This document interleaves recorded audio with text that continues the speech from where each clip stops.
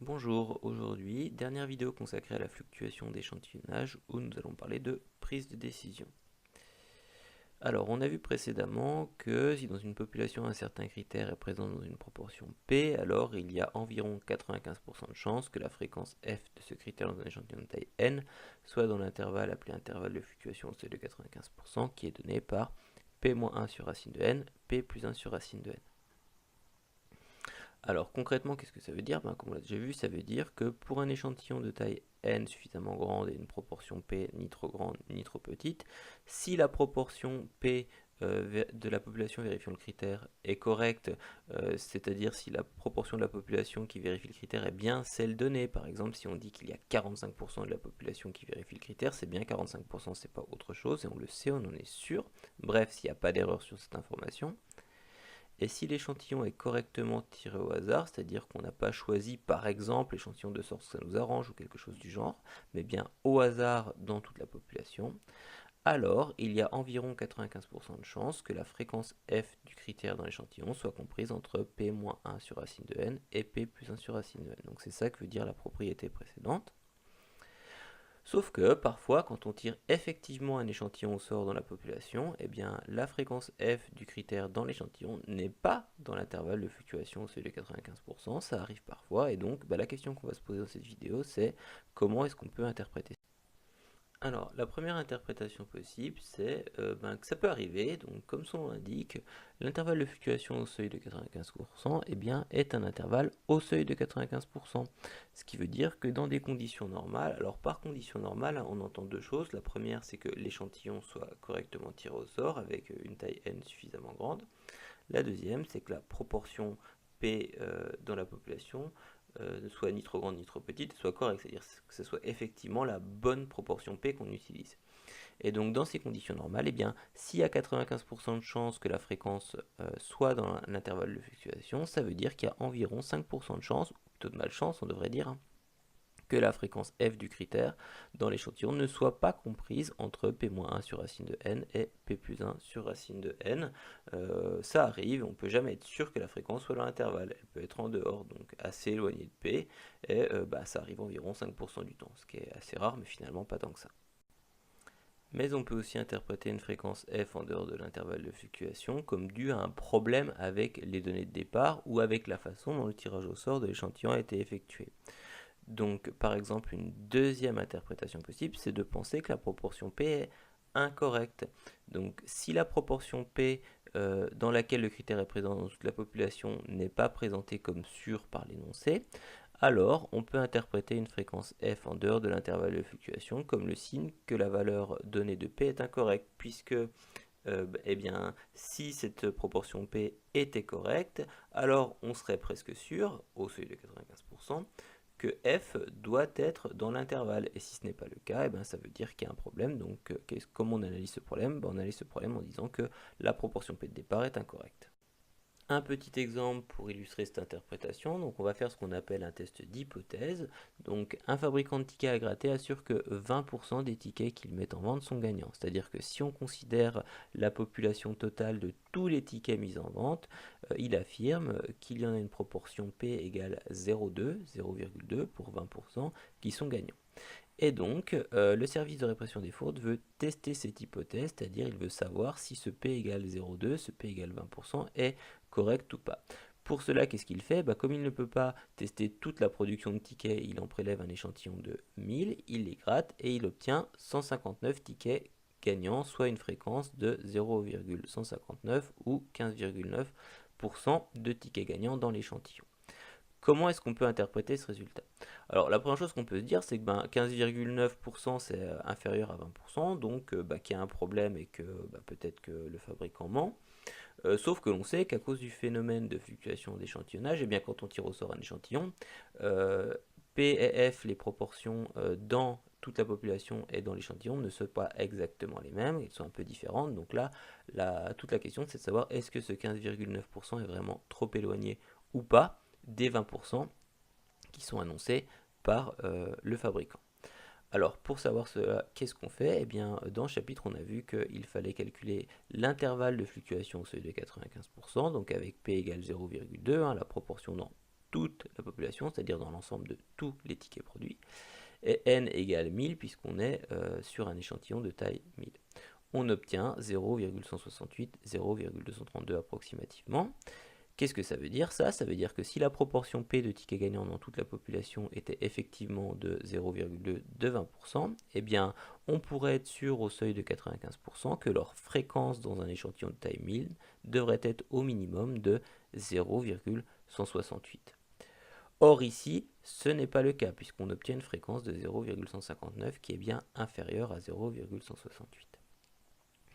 Alors comment on interprète ça? Eh bien, on interprète ça en disant qu'on peut penser que l'affirmation du fabricant de tickets, à savoir la proportion P de tickets gagnants dans toute la population des tickets est de 20%, eh bien on peut penser que cette affirmation est fausse au risque d'erreur de 5%. Alors pourquoi au risque d'erreur de 5%? Eh bien parce qu'on a vu en début de vidéo que si cette proportion P est effectivement de 0,2, eh bien quand on prélève un échantillon de taille 1000, on a 95% de chance environ que la fréquence dans l'échantillon de tickets gagnants soit dans cet intervalle, mais il y a donc environ 5% de chance que cette fréquence soit quand même en dehors, même s'il n'y a pas de problème. Donc dans ce cas-là, en interprétant le fait que la fréquence soit en dehors comme le fait que la proportion P soit incorrecte au départ, eh ben, on se tromperait, donc ça veut dire que 5% du temps environ, on se trompe en disant que P est incorrect.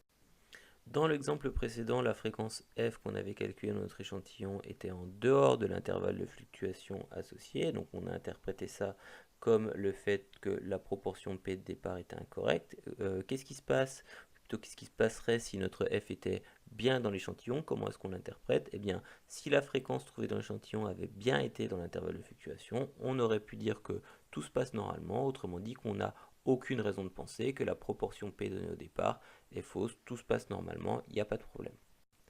Cela nous permet donc de dégager une méthode. Donc quand on veut tester si un certain critère est bien présent dans une proportion P dans une population, on commence par prélever un échantillon de taille n dans cette population, puisqu'on ne peut pas tester la population tout entière. On observe la fréquence f dans laquelle le critère est présent dans l'échantillon. Alors cette fréquence f, on ne va pas tout de suite la comparer à P, à cause du phénomène de fluctuation d'échantillonnage, on ne saurait pas trop quoi en faire. Donc qu'est-ce qu'on fait? On regarde si f appartient ou non à l'intervalle de fluctuation au seuil de 95% associé à n et P. Donc cet intervalle, il faut donc le calculer. Deux possibilités. Si f appartient à l'intervalle de fluctuation, si la fréquence trouvée dans l'échantillon appartient bien à l'intervalle de fluctuation, on considère que la proportion P testée est correcte puisqu'il n'y a pas de problème, c'est attendu que la fréquence soit dans l'intervalle de fluctuation, donc pas de problème, ou précisément on n'a aucune raison de penser que notre proportion P est fausse. En revanche, si f n'appartient pas à l'intervalle de fluctuation, et bien là on voit qu'il y a un problème, donc on considère que la proportion P testée est incorrecte au risque d'erreur de 5%, puisque comme on l'a vu en début de vidéo et on vient d'en reparler juste avant, dans des conditions normales, c'est-à-dire si P avait été correct, il y aurait quand même 5% de chance que F soit en dehors de l'intervalle. Donc on se trompe donc 5% du temps quand on dit que P est incorrect. On termine par une dernière interprétation possible d'une fréquence en dehors d'un intervalle de fluctuation. Alors dernière pour cette vidéo, mais en fait il y a d'autres interprétations qui sont possibles, mais en ce qui nous concerne on s'arrêtera là. Donc si la proportion P dans laquelle le critère est présent dans la population est présentée comme sûr, c'est-à-dire qu'on n'a aucune raison d'en douter, que ça a été évalué sérieusement, alors on peut interpréter une fréquence f en dehors de l'intervalle de fluctuation comme le signe d'un échantillon qui n'aurait pas vraiment été tiré au hasard, puisque si le tirage de l'échantillon avait été fait normalement, on devrait être presque sûr, donc presque sûr c'est le fameux au seuil de 95%, que la fréquence f est dans l'intervalle de fluctuation, et donc si ce n'est pas le cas, on peut penser que l'échantillon n'a pas été prélevé normalement. Un exemple pour illustrer, donc dans une ville, 200 personnes sont tirées au sort pour constituer un conseil citoyen, et donc dans ce conseil citoyen, il y a 12 représentants tirés au sort, donc qui sont issus du premier arrondissement de la ville, c'est-à-dire que la fréquence des habitants du premier arrondissement dans l'échantillon, donc ici notre échantillon c'est le conseil citoyen, donc la fréquence des habitants du premier arrondissement dans l'échantillon est f égale 12 sur 200, soit 0,06, soit 6%. Alors, les habitants de cet arrondissement, qui représentent 15% de la population totale de la ville, c'est-à-dire qui sont présents dans une proportion P égale 0,15 dans la population totale, donc ces habitants estiment que le tirage au sort n'a pas été réalisé honnêtement Que peut-on en penser? Alors, comme en début de vidéo, hein, 6%, 15%, on pourrait commencer par se dire, bah oui, bah 6% c'est bien en dessous de 15%, donc il doit y avoir un problème. Mais, comme on l'a déjà vu, le phénomène de fluctuation d'échantillonnage fait qu'on ne peut pas conclure aussi rapidement et qu'on va devoir calculer notre intervalle de fluctuation au seuil de 95% associé à cette situation. Donc si, et ici c'est le cas, j'ai les habitants de mon premier arrondissement qui représentent 15% de la population totale. Ça veut dire que sur ce critère, le critère être un habitant du premier arrondissement, la proportion P est égale à 0,15. Je prélève dans toute ma population un échantillon de taille n égale 200. Donc je peux calculer mon intervalle de fluctuation avec ces valeurs, 0,15 moins 1 sur racine de 200, 0,15 plus 1 sur racine de 200, soit 0,0119 et 0,221.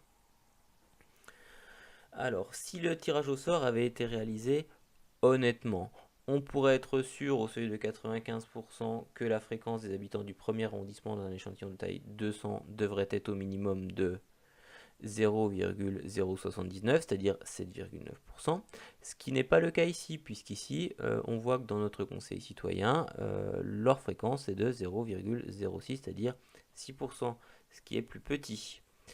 Alors, on peut donc penser, donc comment on interprète ça? On peut donc penser que le tirage au sort n'a pas été réalisé honnêtement, c'est-à-dire qu'ils ont été discriminés, ces habitants du premier arrondissement, au risque d'erreur de 5%, puisque dans le cas d'un tirage au sort honnête, tout à fait au hasard, il y a environ 95% de chances que F soit dans l'intervalle de fluctuation, donc il y a quand même 5% de chances que F soit en dehors, malgré le fait que le tirage soit réalisé honnêtement, ce qui veut dire qu'on a quand même 5% de chances de se tromper en disant que le tirage au sort n'est pas réellement fait au hasard dans ce cas.